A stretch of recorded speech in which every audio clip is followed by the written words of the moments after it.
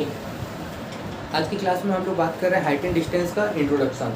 ठीक है, और जो आइडेंटिटीज का क्वेश्चन है उसको हम लोग कर लेंगे एक और क्लास में। चलिए स्टार्ट करते हैं। देखो, हाइट एंड डिस्टेंस, और बहुत ध्यान से समझो, ये केवल इंट्रोडक्शन का क्लास है ताकि कॉन्सेप्ट सारा क्लियर हो जाए। अच्छा, इसको हम लोग पढ़ते हैं ट्रिग्नोमेट्री के अंदर ही। क्यों पढ़ते हैं ट्रिग्नोमेट्री का, यानी कि जो हम लोग साइन कॉस टेन सेक वगैरह पढ़ के आए हैं ना, तो जेन्युइन सवाल होता है कि सर इसका इस्तेमाल कहाँ होता है, हम लोग पढ़ते क्यों हैं। तो इसका एक एप्लीकेशन यहाँ पे आपकी किताब में दे रखा है, वो है हाइट एंड डिस्टेंस।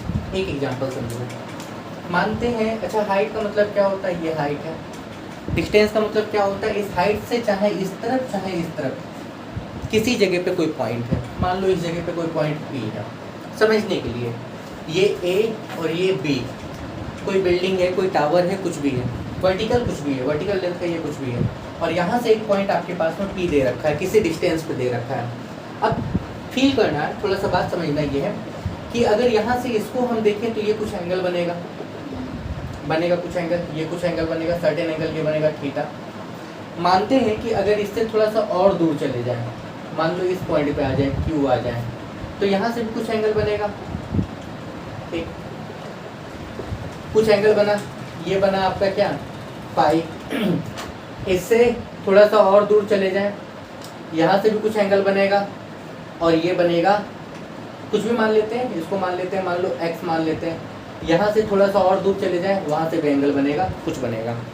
समझने की बात यह है, अगर हम आपसे पूछें असेंडिंग डिसेंडिंग ऑर्डर या इंक्रीजिंग डिक्रीजिंग ऑर्डर में पूछे कि इसमें से कौन सा एंगल बड़ा है कौन सा एंगल छोटा है, तो क्या कहेंगे, क्या समझेंगे, वो समझना है। हाँ, तो हम ये बोल रहे थे कि अगर इस एंगल का इंक्रीजिंग और डिक्रीजिंग ऑर्डर हम बताएं, मतलब कौन सा बड़ा होगा, तो आपको देख के समझना चाहिए, ये वाला एंगल बड़ा होगा, ये वाला छोटा होगा, ये और छोटा होगा। आप जैसे जैसे दूर जाओगे वैसे वैसे छोटा होता चला जाएगा। इसको एक एग्जांपल से समझो। देखो, हम किसी बिल्डिंग के जितना पास आएंगे, मतलब मान लो कि जैसे ये दीवार है, और उसके जितना पास आप आओगे उसके टॉप को देखने के लिए आपको ज़्यादा सर उठाना पड़ेगा। मतलब दूर से देखेंगे तो आपको ऐसे नज़र आएगा, थोड़ा और पास जाओगे तो ऐसे ऐसे, और पास चले जाओ तो ऐसे। मतलब अगर हम बताएं आईफेल टावर के आप बॉटम पे यानी कि पैर के पास आओ, उसके टॉप को देखो तो आपको सर ऐसे उठाना होगा, मतलब ज़्यादा एंगल बनाना होगा। यही चीज़ हम समझाना चाह रहे हैं। जैसे जैसे आप उससे दूर जाओगे तो आपको अपना सर कम उठाना पड़ेगा, मतलब कम एंगल बनेगा। तो आप याद रखना कि जब भी इसके फुट से आप दूर जाओगे एंगल घटता चला जाएगा, यानी कि सामने आएंगे तो एंगल बढ़ेगा, ये ज़्यादा होगा, ये कम होगा, ये और कम होगा, ये और कम होगा। मतलब यहाँ पे सबसे छोटा जो एंगल बनेगा वो बनेगा x, उसके बाद में बनेगा फाई, उसके बाद में बनेगा थीटा। अगर यहाँ आ जाओगे तो ये वाला और बड़ा बनेगा, क्योंकि यहाँ के आप सोचो ना, इसको देखने के लिए आपको ज़्यादा ऐसे उठाना पड़ेगा। यानी कि किसी बिल्डिंग से जैसे जैसे आप दूर जाओगे एंगल क्या होगा, वैसे वैसे घटता चला जाएगा, यानी कि डिक्रीज होगा। ये आपको याद रखना है। इसी में दूसरा चीज़ हम आप देखो, इसको हम क्यों बताएं, जब क्वेश्चन बताएंगे ना, जब क्वेश्चन का प्रैक्टिस कराएंगे ना, तो उस समय डायरेक्ट हम लोग देखेंगे, मान लो कहीं पे दिया हुआ 30 डिग्री और कहीं पे दिया हुआ 45 डिग्री। अब तुम कॉमन सेंस लगाओ, 30 कहाँ बनेगा, इधर बनेगा कि इधर बनेगा। मतलब इन दोनों में इस तरफ कौन बनेगा, 30 बनेगा, 45 किधर बनेगा, इधर बनेगा। मान लो कहीं पे अगर 45 डिग्री दिया हुआ, कहीं पे 60 डिग्री दिया हुआ है, तो 45 किधर बनेगा, इधर बनेगा, 60 किधर बनेगा, इधर बनेगा। इसलिए हम ये आपको बता दिए कि याद रखना कि किसी भी वर्टिकल हाइट, चाहे वो बिल्डिंग हो, टॉप हो, टावर हो या कुछ भी हो, कोई भी चीज़ हो, अगर उसके पास आप जैसे जैसे आओगे एंगल बढ़ता जाएगा, दूर जैसे जाओगे एंगल घटेगा, ये याद रखना। यानी कि इस तरफ अगर हम आए तो एंगल जो है वो इंक्रीज करेगा, याद रखना, ठीक है। और अगर इस तरफ हम जाएंगे तो वो एंगल क्या करेगा, डिक्रीज करेगा। इस चीज़ को आपको याद रखना और एकदम बैठा लेना दिमाग में, ठीक है। यहाँ पे एक कॉन्सेप्ट ये था। दूसरा देखो क्या है, देखो बच्चों, हम फिर बता रहे हैं, अगर पुरानी वीडियोस देखे होंगे तो हम यहाँ से स्टार्ट नहीं किए होंगे, उसमें एलिवेशन और डिप्रेशन से हम स्टार्ट किए होंगे, ठीक है। लेकिन हम बता रहे पैटर्न जैसे चेंज हो रहा है उस तरीके से आपको चेंज करना है, वो कॉन्सेप्ट हम आपको बताएंगे, पहले ये समझ लो। यही चीज़ हम आपको और बताएं, मान लो कि जैसे ये टावर है या कुछ भी वर्टिकल हाइट ये दिया हुआ आपको, हाँ, इससे कुछ डिस्टेंस पे यहाँ पे कोई पॉइंट P है। मान लो यहाँ से अगर इसको यहाँ देखें, इस पॉइंट पे देखें, कोई एंगल बनेगा, मान लो थीटा। इसी पॉइंट से यहाँ अगर देखें, मान लो ये पॉइंट A था, ये पॉइंट बी था, यहाँ के लिए भी कुछ एंगल बनेगा, मान लो फाइव बना। अब बताओ इन दोनों में कौन बड़ा होगा, ये बड़ा होगा कि ये बड़ा होगा? फाइव बड़ा होगा। मतलब क्या है कि आप जैसे ऊपर देखोगे, मतलब अभी यहाँ देखे थे, फिर यहाँ देखे, फिर यहाँ, तो ऊपर जैसे देखोगे वैसे ज़्यादा सर उठाना होगा, ज़्यादा एंगल बनाना होगा, ये याद रख लेना। और जैसे ऊपर से नीचे आओगे तो एंगल क्या होगा? घटेगा। मतलब ये तो हम डिस्टेंस की बात कर रहे थे, इस बार हम हाइट की बात कर रहे हैं, तो आपको हम समझा दें, ये समझ में आ जाना चाहिए। चलो ठीक है, देखो अब हाइट एंड डिस्टेंस समझने के लिए आपको दो चीज़ समझना बहुत ज़रूरी है। दो चीज़, पहला चीज़ क्या है? देखो हाइट एंड डिस्टेंस में दो तरह का एंगल बनता है, याद रखना। हाइट एंड डिस्टेंस में दो तरह का एंगल बनता है। एक एंगल बनता है एंगल ऑफ एलिवेशन, याद रखना। एक एंगल आपके पास में बनता है एंगल ऑफ एलिवेशन, एक तो ये एंगल बनता है, और एक एंगल बनता है एंगल ऑफ डिप्रेशन। ठीक है, अब एलिवेशन क्या होता है, डिप्रेशन क्या होता है, इसको बताते हैं, फिलहाल समझो। देखो एलिवेशन का सिंपल सा मतलब होता है उठाना, एलिवेट करने का मतलब होता है उठना। एलिवेटर सुने हो ना, एलिवेटर जो आपको उठा के लेके जाता है, बस उठाना। और डिप्रेशन का मतलब नॉर्मली डिप्रेशन मतलब होता है गड्ढा, गड्ढा आप ऐसे समझो, गड्ढा। ठीक है, तो एक गड्ढा मतलब गड्ढे को मतलब गड्ढा जैसा मत समझो, ठीक है, वो समझो झुकना, एक उठना तो एक झुकना, ये उठेगा और ये झुकेगा। अब इसका क्या मतलब है, इसका ऐसे मतलब समझो। देखो अच्छा, उठाना, उठाना का मतलब एंगल कब बन रहा है? देखो हम यहाँ किसी चीज़ को ऑब्जर्व कर रहे हैं, अगर हम ऐसे उठा के देख रहे हैं किसी चीज़ को, ठीक है, याद रखिएगा, अगर हम ऐसे उठा के देख रहे हैं दैट इज एलिवेशन, अगर झुक के देख रहे हैं दैट इज डिप्रेशन, याद रखना। ठीक है, एलिवेशन हम उठा के देखें, डिप्रेशन हम झुक के देखें, उठा के देखें और झुक के देखें। मतलब देखो आप यहाँ थे, ऐसे थे, हाँ इस जगह पे थे, यहाँ से आप इस तरीके से उठा के किसी चीज़ को देखें, ये वाला चीज़, ये वाला, इसको हम बोलते हैं एलिवेशन, ये वाला हो जाएगा आपका एलिवेशन। ठीक है, इसी तरीके से आप यहाँ पे थे, देखना आपको सीधा था, ध्यान से देखो, हम यहाँ हैं, मान लो ये हम हैं, ये हम हैं, और हम देख सीधा रहे हैं, लेकिन सीधा नहीं देख के हम थोड़ा उठ के देख रहे हैं ऐसे, अब हम ऐसे देख रहे हैं। और मान लो कि हम यहाँ हैं, ठीक है, देख हम सीधा रहे हैं, किसी बिल्डिंग के ऊपर हैं, ये कोई बिल्डिंग है, कोई घर है, इस तरीके से समझो, ये कोई घर है, ठीक है, यहाँ बहुत सारा खिड़की है, बहुत सारा खिड़की है, ठीक है, बहुत सारा ये खिड़की, समझने के लिए हम इसके ऊपर खड़े हैं, सपोज इसके ऊपर खड़े हैं, तो हम देखेंगे तो ये सीधा देखेंगे ऐसे, पर हम सीधा नहीं देख के थोड़ा झुक के देख रहे हैं ऐसे, तो ये जो है आप झुक के देखें, ये वाला जो झुके ना, इसी को आप बोलते हो एंगल ऑफ डिप्रेशन, याद रखना, झुकना, यानी कि इसी को हम बोलते हैं, यही आपका एंगल बन गया एंगल ऑफ डिप्रेशन। कोई दिक्कत नहीं, एलिवेशन मतलब उठ के, डिप्रेशन मतलब झुक के। अब याद रखो, उठने के लिए इस एंगल के लिए हमेशा ऊपर की तरफ, इस एंगल के लिए हमेशा नीचे की तरफ, इस एंगल के लिए ऊपर की तरफ, इसके लिए नीचे की तरफ, ये भी आपको समझ में आ रहा है। एक और चीज़ यहाँ पे समझ लीजिए, एक नॉर्मल केस, कोई दिक्कत है इसमें? एलिवेशन मतलब मान लो कि छत देखना है, तो छत ऐसे थोड़ा देखेंगे, कैसे देखेंगे? छत उठना होगा, ये जो उठा इसी को हम क्या बोले? एलिवेशन। कोई दिक्कत? छत से मान लो तुम्हारे गेट के पास कोई आया, तो कैसे देखेंगे? ऐसे देखेंगे। तुम्हारे छत के नीचे कोई आके तुमको बोल रहा है राम श्याम कुछ भी बोल रहा है, ऐसे उसको देख के बात करोगे क्या? नहीं, तो उसको झुक के देखेंगे ना कि अच्छा अच्छा हाय हाय हाय। तो जो झुक के देखो, देखते हम ऐसे हैं, हमारा विजन ऐसा होता है, नॉर्मल ऐसा होता है। सड़क पे चलते तो हम सीधा देखते हैं, लेकिन जब सड़क की तरफ देखें तो डिप्रेशन, झुके, और जब आसमान की तरफ देखें तो उठे। अब इससे अच्छा नहीं है, याद रखिए, सड़क पे चलते समय देखते सीधा है, अगर सड़क की तरफ देखे दैट इज डिप्रेशन, झुक के देखे, और आसमान की तरफ देखे तो उठ के देखे। अब इसको एक बहुत अच्छे एग्जांपल से समझ लेते हैं, ठीक है? बस यही कॉन्सेप्ट आपको क्लियर करना होगा इसकी, क्योंकि इसके वर्ड प्रॉब्लम से जो क्वेश्चन रहता है ना, वहाँ अगर आप पकड़ लिए कि कहाँ एलिवेशन है कहाँ डिप्रेशन है, तो आपको कोई दिक्कत ही नहीं होगी। देखो एक बात बताते हैं, मान लो ये वही कोई लड़का है, ये सड़क पे चल रहा है, ठीक है, इसका ये इसकी अखियां हैं, ठीक है, प्यारी प्यारी अखियां, ये अगर देखेगा तो ये सीधा देखेगा, ये नॉर्मल विजन है, इसको हम बोल रहे हैं नॉर्मल विजन, याद रखिएगा। ये देखेगा तो ये सीधा देखेगा, ये है नॉर्मल विजन, कोई दिक्कत नहीं है, क्लियर? ठीक है। हाँ, लेकिन अगर ये सड़क की तरफ, मान लो यहाँ पे कुछ रुपया गिरा हुआ, कॉइन गिरा हुआ, इसको खजाना मिल गया, ठीक है, यहाँ खजाना मिल गया, तो ये देखेगा, इसका नजर ऐसे पड़ेगा, खजाना मिला। तो जो झुका ये वाला जो झुका, इसको आप बोल रहे हो हाँ डिप्रेशन, याद रखना। ये जो झुका इसको हम बोलते हैं डिप्रेशन, हाँ ठीक है। और यही आसमान में अब इसको चांद नजर आ रहा है, मेरा चांद मुझे, अब देखो इसको चांद नजर आ रहा है, तारा नजर आ रहा है, कुछ भी नजर आ रहा है आसमान में, ये काला काला बादल नजर आ रहा है, ढेर कुछ नजर आ रहा है। अब मौसम सुहाना हो गया तो ये जो उठा के देखेगा कहाँ से, इस लाइन से, याद रखना इस लाइन से, इस लाइन से, इस हॉरिजॉन्टल लाइन से, ये जो उठ के देखेगा ये वाला जो उठ के देखेगा, ठीक है, उठ के देखेगा, इसको हम बोलते हैं एलिवेशन। अब समझ में आ गया कि नहीं आया? बीच वाली लाइन को कुछ बोलते हैं? ये लाइन को कुछ नहीं बोलते, ये बेस लाइन समझो। बेस लाइन का मतलब ये नॉर्मल विजन लाइन है, ठीक है, आप ही ऑब्जर्व करोगे ना, कोई नॉन लिविंग थिंग ऑब्जर्व नहीं करेगी। तो आई होप आप क्लियर है। जो झुके दैट इज डिप्रेशन, जो उठा दैट इज। अब एक और चीज बता देते, किसी पर्टिकुलर क्वेश्चन में देखो यहाँ पे ये और ये बराबर नहीं है, ये और ये बराबर नहीं है, लेकिन किसी पर्टिकुलर क्वेश्चन में, किसी एक सिचुएशन में, एक ही जगह पे, ठीक है, किसी एक सिचुएशन में एक ही जगह पे ये दोनों बराबर हो सकता है। जरूरी नहीं है कि होगा, हो सकता है। इसका एग्जांपल हम आपको बताएंगे। मतलब अगर हम बताएं कि, तो ये याद रख लेना कि एलिवेशन बराबर, मतलब ये दोनों एंगल किसी सिचुएशन में बराबर हो सकता है। इन सर्टेन सिचुएशन में ये दोनों बराबर हो सकता है। आपकी किताब में बराबर वाला ही सिचुएशन मिलता है। इसका क्या मतलब है, इसको वैसे समझो। इसके लिए एक एग्जांपल और देते हैं कि ये दोनों बराबर कब हो सकता है, ठीक है। जैसे यहाँ बराबर नहीं हो सकता है, यहाँ मान लो कि मेरे सामने था तो हम यहाँ देखें और हम आसमान में ऐसे देख रहे हैं, तो यहाँ बराबर नहीं हो सकता। ये दिमाग में डालिएगा कि यहाँ बराबर नहीं हो सकता, किसी सर्टेन सिचुएशन में बराबर हो सकता है। उसका एग्जांपल आप लोग देखो, ठीक है। चलिए देखो, ये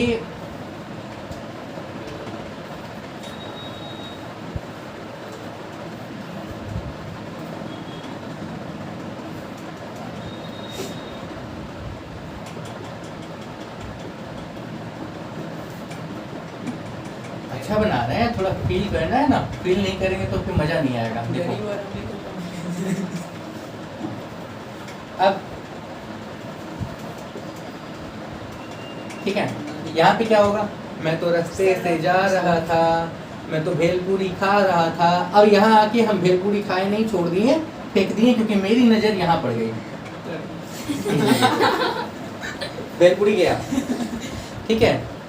अच्छा मान लो इसकी नज़र भी पड़ गई, पड़ गई मतलब पड़ गया। अगर ये गई है तो वो गया, वो गई है तो ये गया, दोनों पड़ गई। चलो यहाँ लड़का है तो क्या पड़ गया, तो ये लड़की। अरे लड़की लड़का नहीं, बात को समझो, दोनों दोस्त हैं, ठीक है, दोनों दोस्त हैं। अब एक बात बताना, अगर दोनों का नज़र एक दूसरे से मिल गया, फील करना, ये जितना बेस लाइन से उसको उठा के देखेगा, ये भी उसको उतना झुका के देखेगा।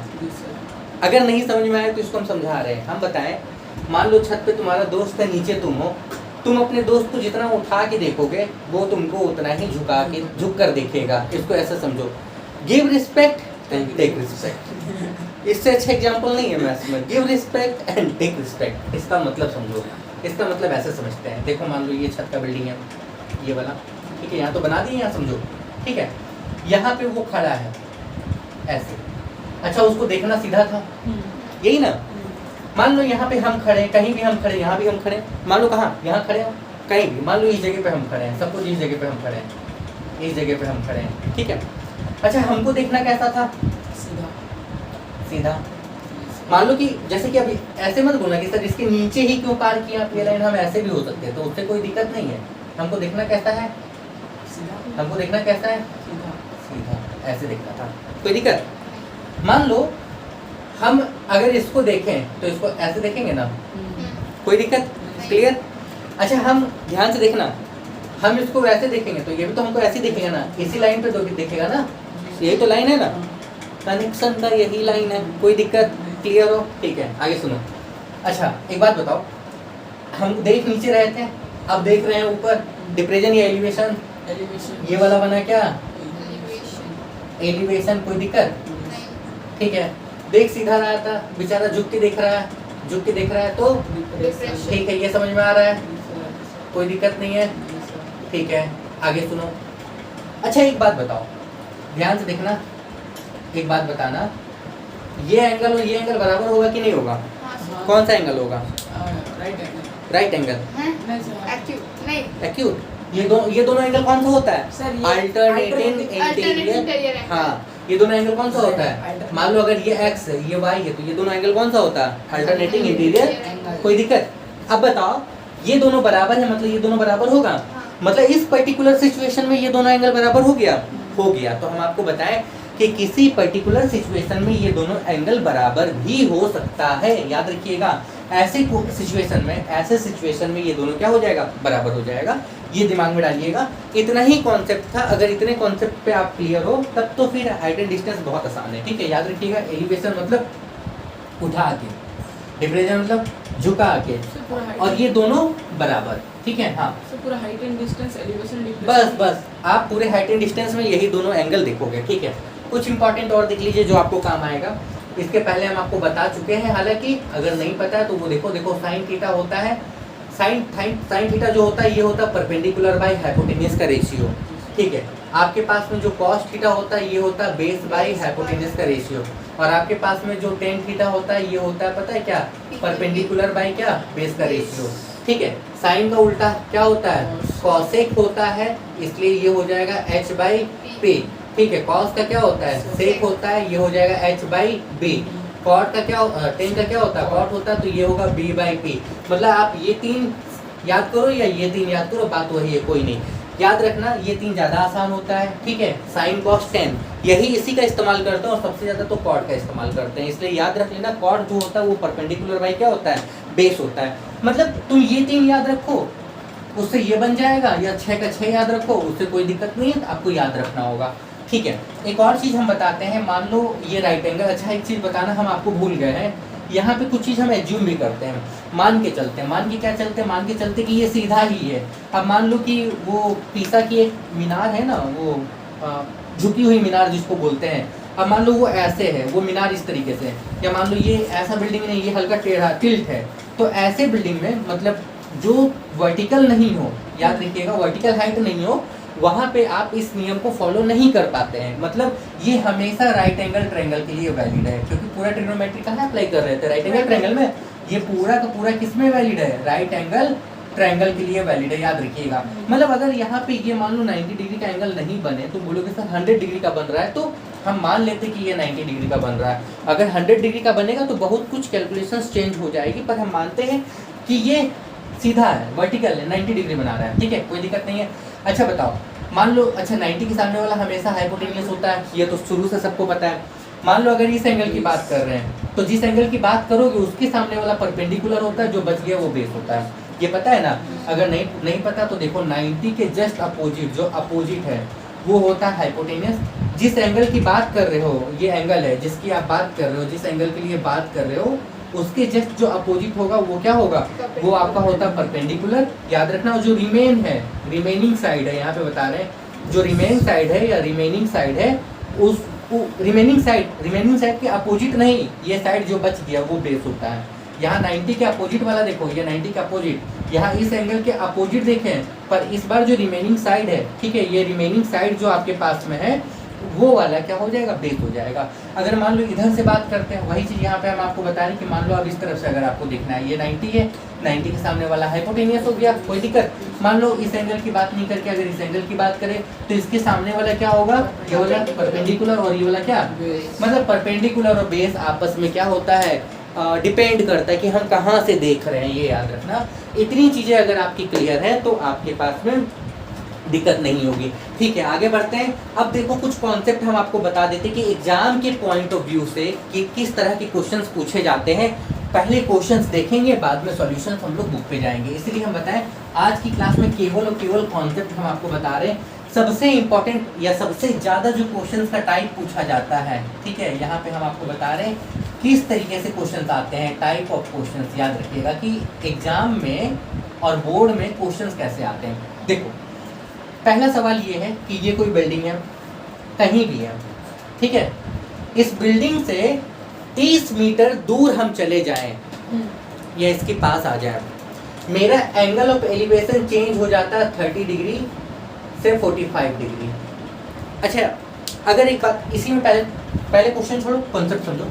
हम बोले अगर मेरा एंगल 30 से 45 हो रहा है, इसका मतलब इसके पास आ रहे हैं या दूर जा रहे हैं, 30 से 45 तो पास आ रहे हैं। यही ना हम शुरू में बताएं, सबसे पहले एंगल बढ़ेगा कब, जब उसके पास आएंगे।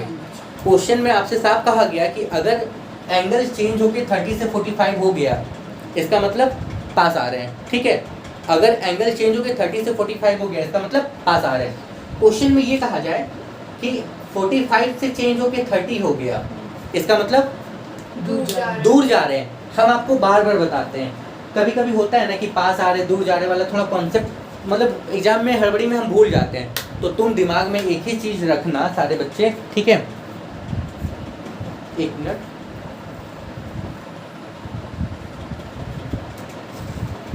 देखो दिमाग में ये चीज रखना कि पास और दूर वाला अगर कॉन्सेप्ट हम भूल जाए तो आप ये रखना कि 30 45 या 45 30 चाहे इधर से दिया रहे चाहे इधर से दिया रहे, ये याद रखना, ज्यादा वाला पहले बनेगा, कम वाला बाद में बनेगा।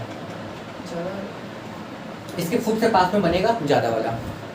मतलब आपको सबसे पहले यही बताया था ना कि 45 डिग्री का एंगल कहाँ बनेगा, मतलब ज्यादा वाला एंगल कहाँ बनेगा, पास में, कम वाला कहाँ बनेगा, दूर में। ये तो पता है, इतना याद रखो। पहला टाइप जो एग्जाम में पूछा जाता है, सबसे कॉमन टाइप जो आपके पास एग्जाम में पूछा जाता है, वो ये पूछा जाता है कि किसी बिल्डिंग के 20 मीटर पास जा रहे हैं। याद रखना, मतलब हम कोई हैं, आपको हम line to line point to point question जब पढ़ के बताएंगे सॉल्यूशन, तब हम बताएंगे, अभी कॉन्सेप्ट समझो। मान लो कि हम किसी बिल्डिंग के 20 मीटर पास जा रहे हैं, उसकी तरफ जा रहे हैं 20 मीटर पास जाने पे मेरा एंगल चेंज हो गया 30 से 45, उसका हाइट निकालो। मतलब ये था कि हम कहीं हैं, मान लो हम यहाँ हैं, ठीक है, हम इसके 20 मीटर पास गए, कितना गए हैं, मेरा एंगल चेंज हो गया 30 से 45। जब यहाँ थे तब एंगल कितना था, अच्छा एंगल किसका, एलिवेशन बोल दिया जाएगा, एलिवेशन। तब यहाँ पे कितना था 30, और जब यहाँ आ गए तब एंगल कितना हो गया 45। आपको इसका हाइट निकालना है, पहला टाइप ये। आपको समझ में आ गया क्वेश्चन क्या बोला? किसी बिल्डिंग के 20, अच्छा ये 20 मीटर 40 मीटर भी हो सकता है, 10 मीटर भी हो सकता है, ये कुछ भी हो सकता है, ये एंगल भी कुछ भी हो सकता है। एक स्टैंडर्ड बता दिए हम आपको कि एंगल हम पकड़ लिए 30, ये पकड़ लिए 45, डिस्टेंस पकड़ लिए 20, कि हम उसके पास गए हैं 20 मीटर, मेरा एंगल चेंज हो गया इतना। सर ऐसा भी हो सकता है कि हम लोग 20 मीटर दूर गए तो दूसरा यही है, दूसरा आपका टाइप यही है। ये बिल्डिंग था, ठीक है, इस बिल्डिंग से 20 मीटर दूर गए हैं, हम कहीं भी होंगे, हम यहाँ होंगे, यहाँ से हम 20 मीटर दूर गए हैं, याद रखिएगा, यहाँ से हम 20 मीटर दूर गए हैं, मेरा एंगल चेंज होके 45 से 30 हो गया। मतलब यहाँ पे 45 हुआ होगा, 45 हुआ होगा, और यहाँ वाला कितना 30 से 45 नहीं होगा, क्योंकि भाई यहाँ थे ना, दूर जा रहे हो ना, इधर वाला ज़्यादा इधर वाला कम होगा ना, यहाँ भी वही देखो 45 30। इसलिए हम बताएं, पास दूर का कॉन्सेप्ट नहीं समझ में आ रहा तो ये समझ लेना ज़्यादा वाला एंगल कहाँ बनेगा, कोई दिक्कत नहीं है, क्लियर हो? मतलब बताओ, एक क्वेश्चन था 20 मीटर पास आए, ठीक है, एंगल चेंज हो गया 30 से 45, वही क्वेश्चन है 20 मीटर दूर गए, एंगल चेंज हो गया 45 से 30। इन दोनों के फिगर में कोई डिफरेंस है? जो सॉल्यूशन इसका होगा वही सॉल्यूशन इसका होगा ना, होगा कि नहीं होगा? आसान है कि नहीं है? आसान है। मतलब पहला टाइप ये है, दूसरा टाइप ये, बनाने का सॉल्यूशन सेम है, कोई दिक्कत नहीं है। दो टाइप पकड़ो या एक टाइप पकड़ो, इसमें कोई दिक्कत नहीं है। एक तीसरा टाइप देख लो जल्दी से। मतलब ये वो क्वेश्चन है जो बोर्ड में सबसे ज़्यादा बार पूछा गया है या सबसे ज़्यादा बार पूछा जाता है, ये याद रखिएगा, ठीक है। एक तीसरा टाइप देखो, हम क्या बता रहे हैं, ठीक है। देखो मान लो, अच्छा ये एक बिल्डिंग है, ठीक है, इस बिल्डिंग की हाइट सपोज दे रखी है 20 मीटर, इस बिल्डिंग से किसी डिस्टेंस पे हम हैं, मान लो कोई पी डिस्टेंस है, कोई डिस्टेंस पी है, ठीक है। मेरा एंगल चेंज हो रहा है, अच्छा पहले इसके टॉप को हम देख रहे थे 45 डिग्री पे, ठीक है।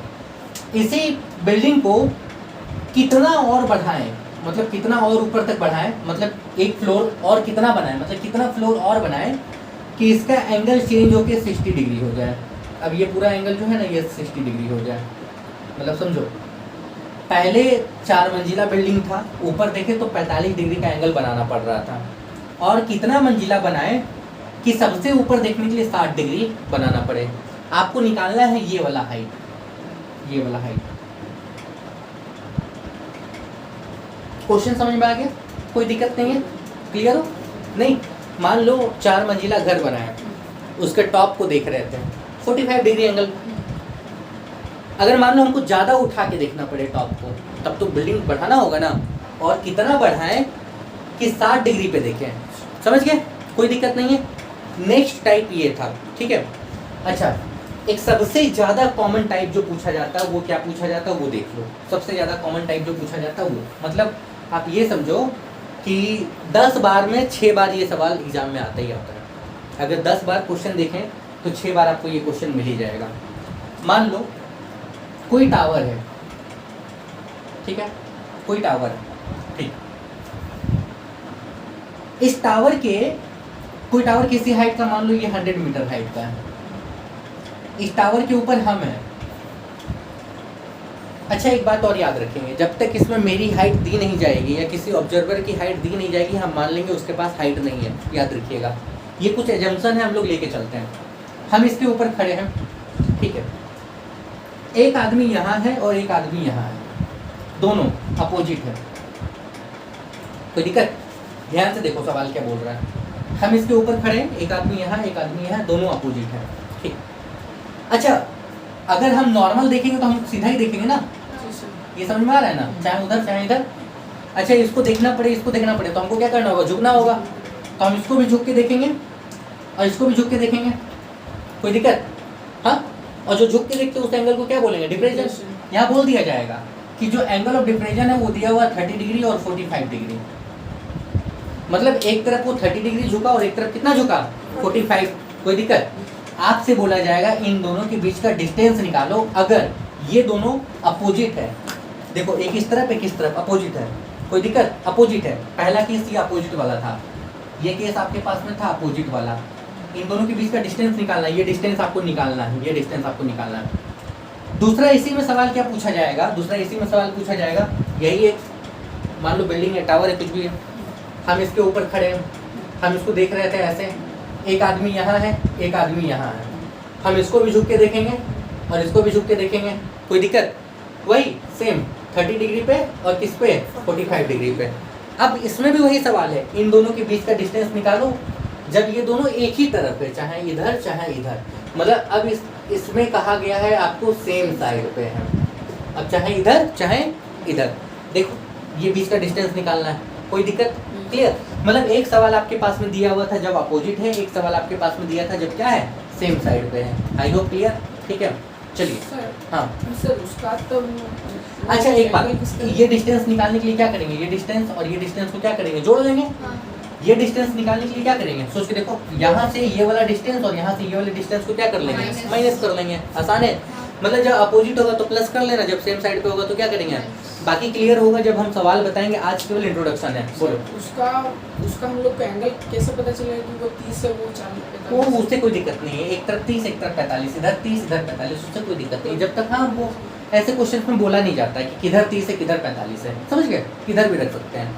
अच्छा हाँ, इसी सवाल में एक चीज़ हम और बता रहे हैं, इसी सवाल को कई फॉर्मेट में, मतलब फॉर्मेट में बहुत सारा फॉर्मेट में चेंज करके इसी सवाल को आपको पूछा जाएगा। जैसे 100 मीटर हाइट का हम बिल्डिंग बोले, अब हम बोल रहे हैं कोई एरोप्लेन है 2 किलोमीटर ऊपर उड़ रहा है, उस एरोप्लेन के दोनों तरफ कोई नीचे जमीन में शिप है, दोनों तरफ।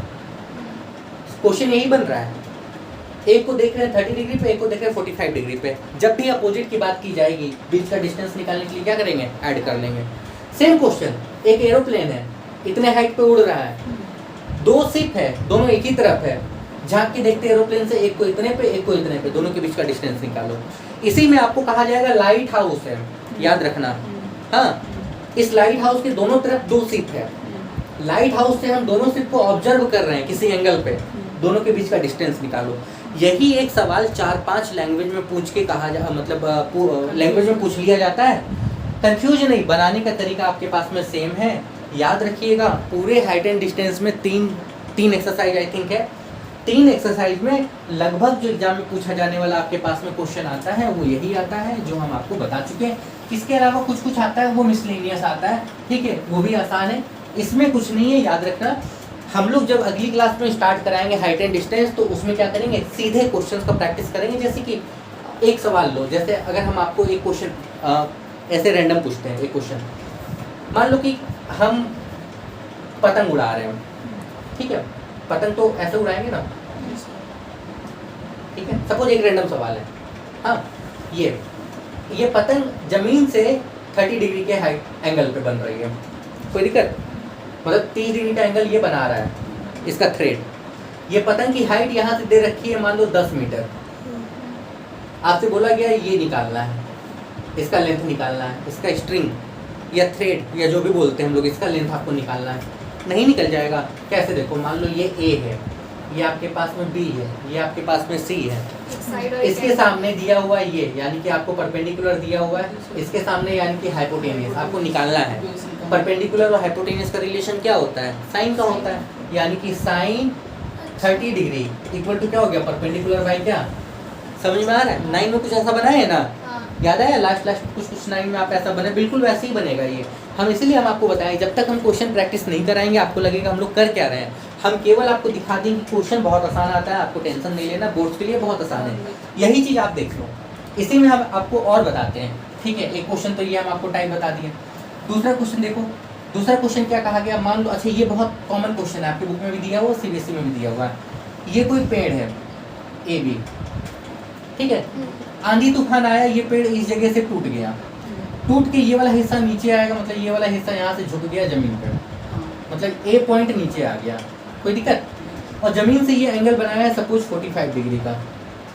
यहाँ से कितने डिस्टेंस पे बनाया है? मान लो यहाँ से 4 मीटर पे बनाया है सपोज। समझ में आया? था ये पेड़ था, ये झुक के ऐसे झुक गया, ऐसे कितना एंगल बनाया? 45। कितनी दूर पे झुका? 4 मीटर। आपसे बोला गया इस पेड़ की हाइट बताओ। अच्छा, इस पेड़ की हाइट के लिए आपको ये वाला निकालना होगा और आपको ये भी निकालना होगा, लास्ट में दोनों को जोड़ दोगे ना।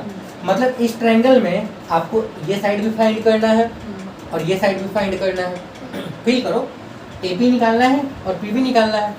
बताओ, ये एंगल के सामने ये वाला साइड परपेंडिकुलर, कोई दिक्कत? हाँ, और ये वाला इसके सामने हाइपोटेनियस और ये बेस। तो ध्यान से देख लो भाई, बेस दिया हुआ है, परपेंडिकुलर निकालना है, 10 का रिलेशन रख लेंगे। हाँ, रख लेंगे 10 का रिलेशन। अच्छा, बेस से आपको हाइपोटेनियस निकालना है, कॉस का रिलेशन रख लेना है, कोई दिक्कत है? आसान है।